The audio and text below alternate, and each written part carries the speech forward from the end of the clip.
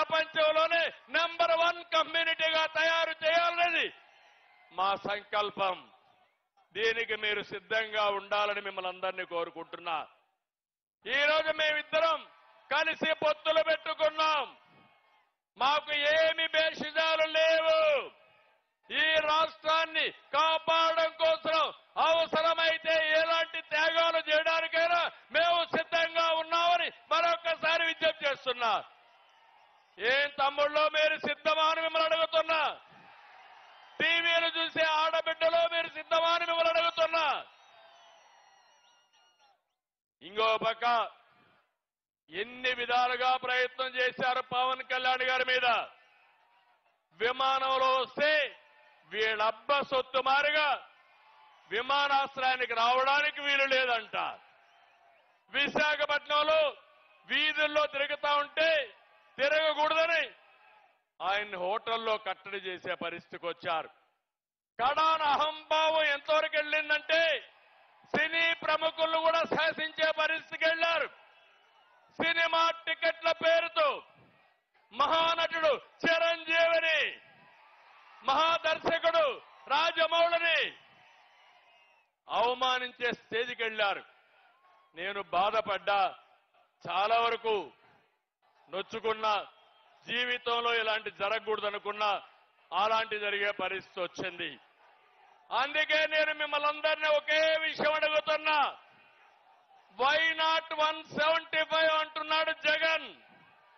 మేము అడుగుతున్నాం, ఏమి పొడిచావని నీకు ఓటేయాలి. వై నాట్ 75 కాదు, వై నాట్ జాబ్ క్యాలెండర్? సమాధానం చెప్పు. Why not DSC? Why not ఉచిత ఇసుక? ఇప్పుడే మిమ్మల్ని చూస్తా ఉంటే నాకు అనిపిస్తుంది, వై నాట్ 175 కాదు తమ్ముళ్ళు, వై నాట్ పులివెందల? అవునా కాదా? పులివెందల్లో కూడా ఓడించాలా లేదా?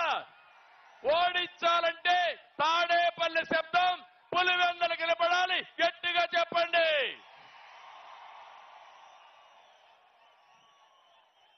నేను ఒకటే చెప్తున్నా, ఇవన్నీ వదిలిపెట్టు జగన్మోహన్ రెడ్డి.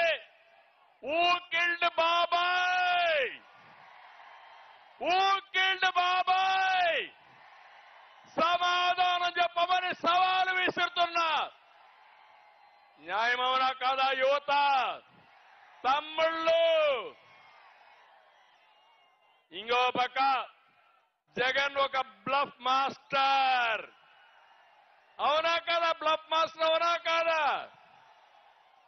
మామూలుగా బ్లఫ్ మాస్టర్ అంటే అబద్ధాలు పదే పదే చెప్పడం, రెండో చేయని పనుల్ని చేసినట్టు చెప్పుకోవడం.